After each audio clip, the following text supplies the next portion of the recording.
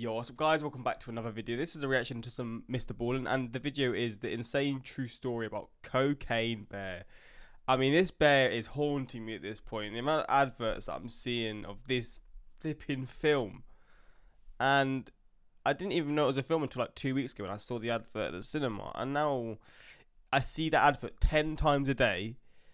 And now I'm hearing it's a real story. It's based off a real story, which sounds wild. A bear on cocaine. I mean, I guess it's the same sort of effects as it has on a human, and it's just going to ramp it up and all that stuff. But I don't know. We're going to check this out. Hopefully going to enjoy. It's a bit of a different one. I don't know if this is like dark or if it's just like, I guess it'll be dark to a degree because I assume it's still, like, it was documented because it killed people and stuff, but I'm not sure. So maybe it isn't as dark as the other videos that I react to of MrBallen, but I enjoy his videos anyway, so it's going to be fun to react to it. But hopefully you're all doing well. Links are in the description to my Patreon if you want to see some more of my reactions that I can't post onto YouTube for whatever reason. But yeah, let's get into this and see the true story of Cocaine Bear. In the winter of 1985, a large American black bear was wandering through a forest in Georgia when it saw something strange lying out on the forest floor. Interested, the bear wandered over and began pawing at it and slashing at it until finally the bear ripped this thing open, and immediately this strange flowery smell filled the air. Less than 10 minutes later, that bear would experience something that literally no other living thing on Earth has ever experienced. And that is just the beginning of one of the strangest stories that's about to take the world by storm, because a major motion picture has been made about this bear that's going to be released in February of 2023. But before we get into this totally bizarre story, if you're a fan of the strange, dark, and mysterious delivered in story format, then you've come to the right place, because that's all we do, and we upload once a week.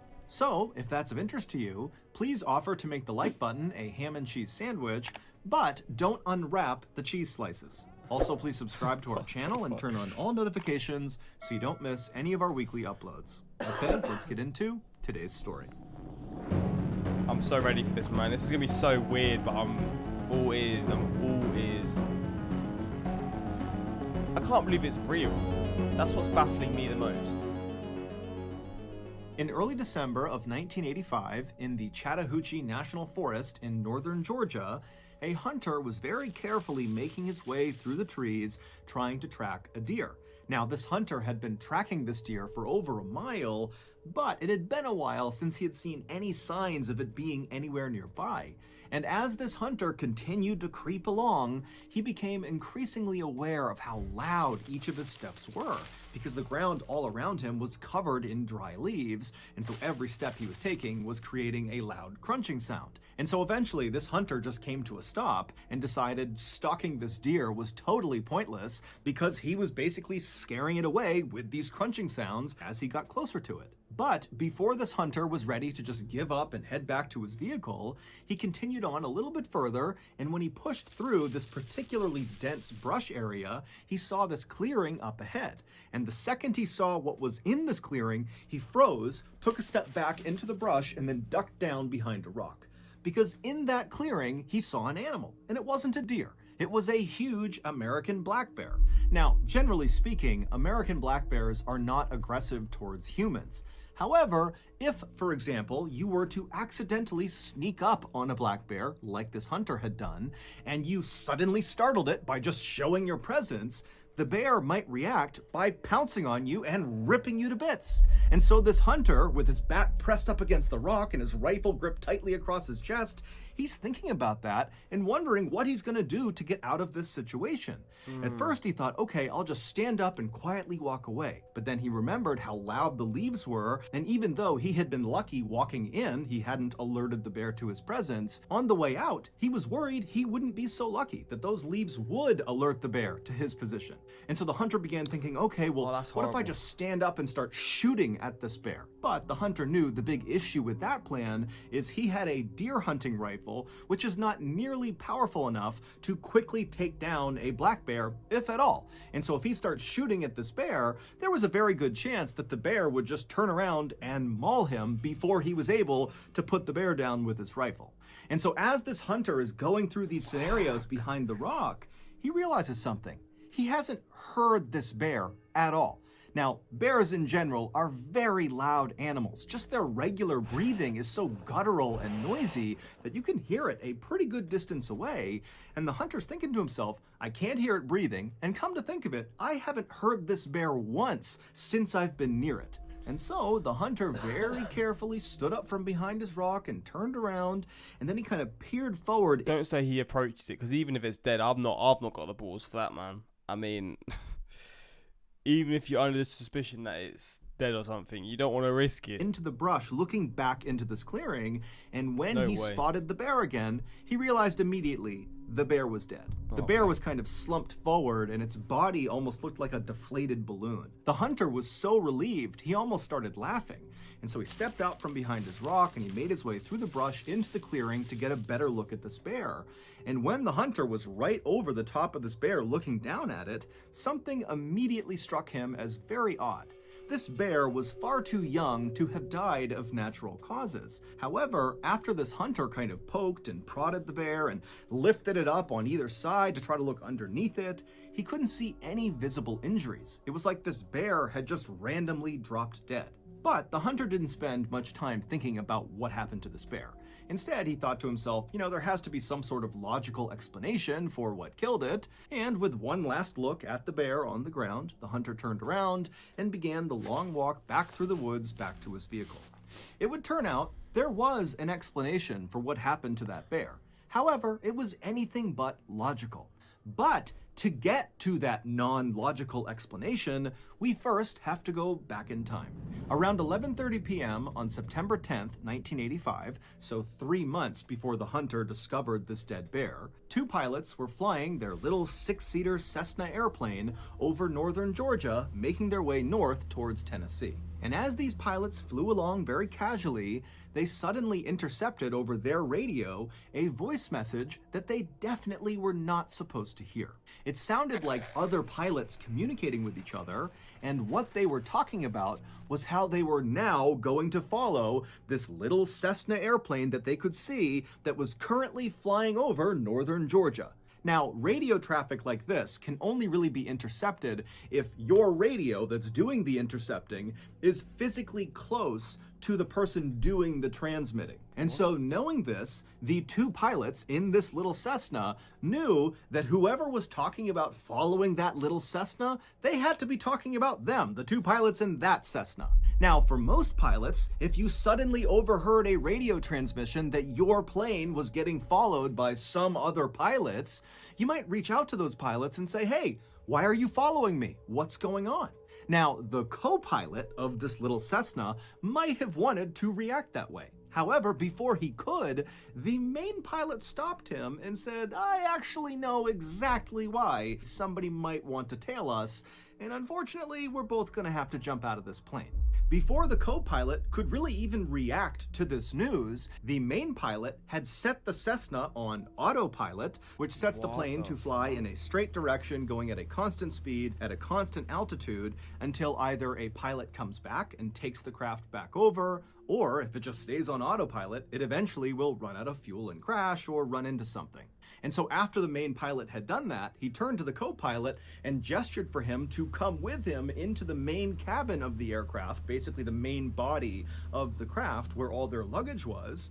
And the co-pilot, he's so confused about what's happening, he's so panicked that he just follows the main pilot. So the two of them, they climb back over the two front seats that go into the main body of the craft, and the main pilot begins strapping parachutes onto some of their luggage. And as he's doing this, he tells the co-pilot to open up the side door of the plane. And so again, the co-pilot is just so caught off guard, he has no idea how to handle this, and so he reaches over and he slides open this door of this moving plane. And as soon as he did, this huge rush of cold night air blasted inside of the cabin, and it became so loud from the howling wind coming in that the two pilots couldn't even talk to each other. And then the main pilot just began pushing the luggage out of the plane just into the night, falling straight down to the ground far, far below them. And at some point, the co-pilot just joined him and began pushing the luggage out of the plane.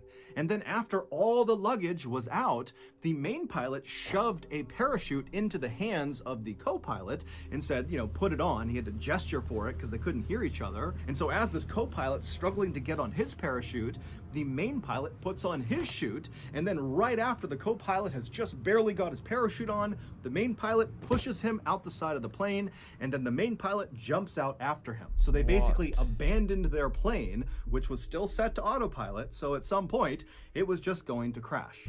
About 5 hours later, in a suburb of Knoxville, Tennessee, an 85-year-old man named Fred Myers was just waking up. Fred always got up before sunrise. It was part of his daily routine. He would wake up, he would get dressed, he would wash and shave his face, and then he would sit down and read the local newspaper. This simple routine was actually very important to Fred because recently he had been diagnosed with Alzheimer's disease, which is a progressive disease that destroys memory.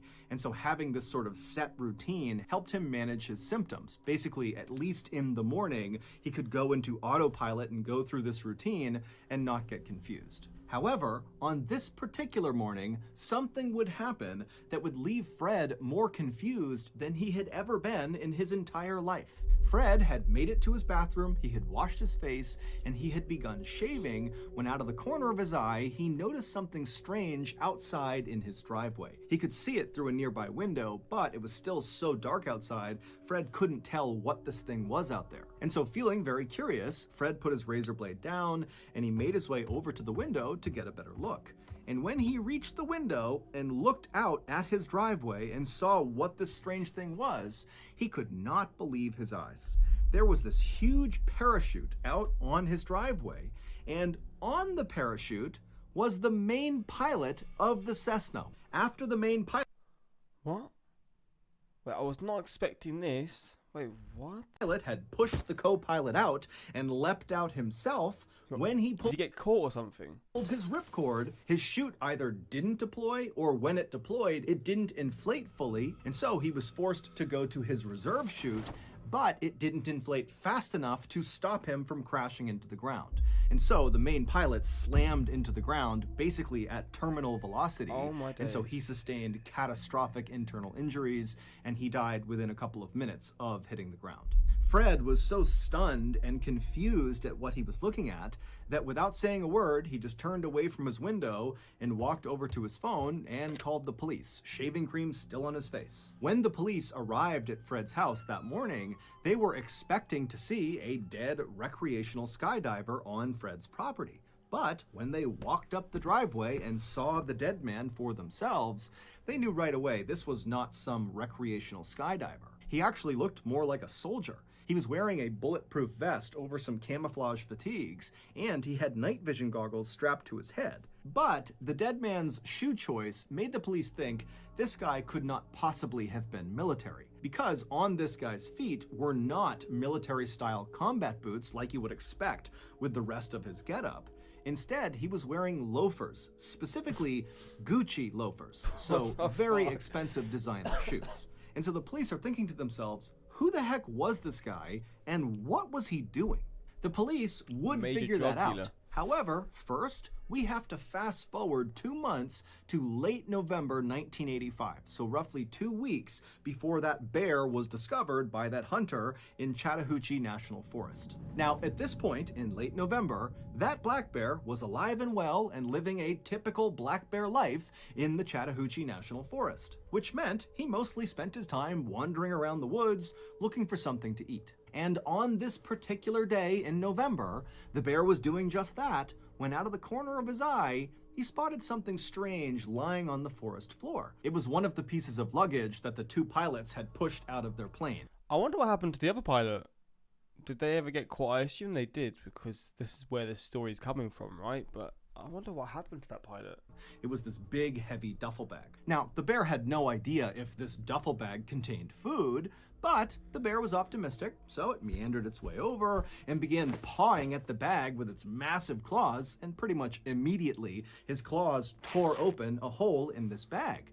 And suddenly, the air all around this bear was filled with this glorious, flowery smell, so the bear put its nose directly into this rip in the bag and began sniffing and Oh man, that's horrible, because it's obviously an accident. He doesn't even know what's going on. Oh God. This is just terrible. licking the contents of this bag. And apparently, the bear just loved it because it ate whatever was inside of the bag, all of it. And when he was done, the bear felt so good, he was so full of energy that he just started sprinting in a straight direction. And after running at top speed about 100 yards, every major system inside of this bear shut down all at once, and he died on the spot, collapsing in that clearing. And then, about 2 weeks later, that hunter walked into the Chattahoochee National Forest. So the film is a bit of a lie then. Just a little bit. It's glamorized it a little bit, but what the fuck? Discovered this dead bear, and then within 24 hours, the hunter was back home, and he told one of his friends about discovering this dead bear. And when he told his friend about seeing this bear, he also kind of casually mentioned that he had seen a duffel bag in the forest not far from this dead bear. Now, to understand what this friend did next, you need some context. By this point in time, the police had actually figured out a lot about that dead man on Fred Myers' driveway, the main pilot of the Cessna.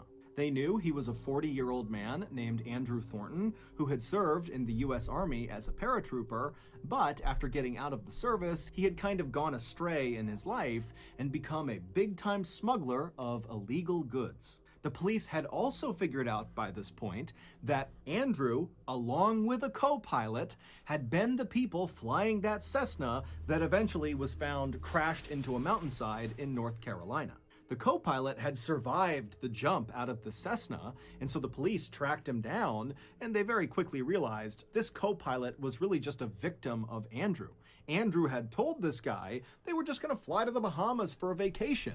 And so when that plan completely evaporated, and suddenly Andrew is barking orders at this guy to open up the plane and push the luggage out and jump out, the co-pilot said he just totally panicked and just started doing whatever Andrew wanted. And so this guy was just totally terrified, and really all he could offer police was just to confirm that, yup, Andrew was the main pilot, and yes, we really did push his luggage out of the side of the plane over some forest in northern Georgia. The police believed the co-pilot and did not charge him with any crime. The police would go and search all over northern Georgia, and they would find the majority of the missing bags. However, they knew they were still missing some, and they knew they really needed to recover them. And so, around the time that this hunter is telling his friend about this bear encounter and this duffel bag, the police were constantly having news outlets tell people in northern Georgia that if you see one of these duffel bags attached to a big parachute or something, please come forward and tell us. We are looking for these. And so the hunter's friend thought, you know what? That duffel bag he mentioned out in Chattahoochee National Forest, which is in northern Georgia, might be one of those bags. And so the friend called authorities. Authorities were thrilled to get this tip, and so they charged out to the Chattahoochee National Forest, and they made their way out to where this dead bear was, and then sure enough, about 100 yards away from this bear was this bag, and it was one of the bags they were missing. Except the bag was empty, because, as we already know, that black bear had eaten everything inside of this bag. And as you might have guessed, that bag, along with every other bag that had been cast out of the Cessna that night, was full of cocaine, because Andrew was a drug smuggler. And on the night he and his co-pilot leapt from the Cessna, he was trying to smuggle 900 pounds of cocaine from South America into the United States. 48 kilograms? He would have been... That's got to be worth millions, right? That transmission that Andrew and the co-pilot suddenly overheard on their radio as they were cruising along in their Cessna was the sound of federal agents within the U.S. Customs and Border Protection Agency who had been tipped off about Andrew's big drug run, and so they really had sent 2 planes to go follow him and potentially intercept him. And so the authorities standing in the Chattahoochee National Forest looking down at this empty duffel bag had no idea where the cocaine went that was supposed to be inside of it. But on a hunch, they decided to bring the body of the dead black bear back with them and perform an autopsy on it. And sure enough, during this autopsy, the medical examiner would open up the bear's stomach, and the examiner would say the stomach was, quote, packed to the brim with cocaine, thus ending the mystery of how this bear died. It died from a massive, massive cocaine overdose. But the bear story did not end there. Normally, after an animal is autopsied, they are cremated. But for some reason, this medical examiner decided not to do that, and instead he had the bear taxidermied, and then he gifted this taxidermied bear to the Chattahoochee River National Recreation Area. And then from there, the bear changed hands many times. Over the next 2 decades, no one knows exactly who had the bear and for what reason, but there were reports that at least at one point it was stolen from a storage facility, and then it was sold at a pawn shop, and then at some point the bear was in the possession of famous country singer Waylon Jennings, and then finally the bear found its forever home. Today, the bear is on display at the Kentucky Fun Mall in Lexington, Kentucky, and around its neck is a placard that reads, "Cocaine Bear." Wow, that is insane. So, that's going to do it. If you got something out of today's episode and Bro, Cocaine Bear. I was half expecting it to actually cause havoc like it does in the film, but obviously I guess it doesn't work like that when you have a whole bag of coke. Isn't going to work like that, but flipping hell. That was something, man. That was something. This was one special story. The three-way different stories, seemingly unrelated, come together is amazing. Yeah. How you're, like, the pilots just doing that, and then it's led to this. It's just wild. It's absolutely wild. Respect for MrBallen for sitting down with the bear and listening to his story. But yeah, hopefully you enjoyed this reaction. Are you going to see Cocaine Bear? I probably am. I mean, I've seen the advert a lot, and the first time I saw it, I thought, what the hell is this? But I was like, fuck it, this is quite funny. But I've seen the advert like 500 times now, and I'm just sick of it. But I probably will check it out. But yeah, hopefully you enjoyed this reaction. If you want more MrBallen reactions, let me know in the comments. And yeah, until next time, like, subscribe. Peace.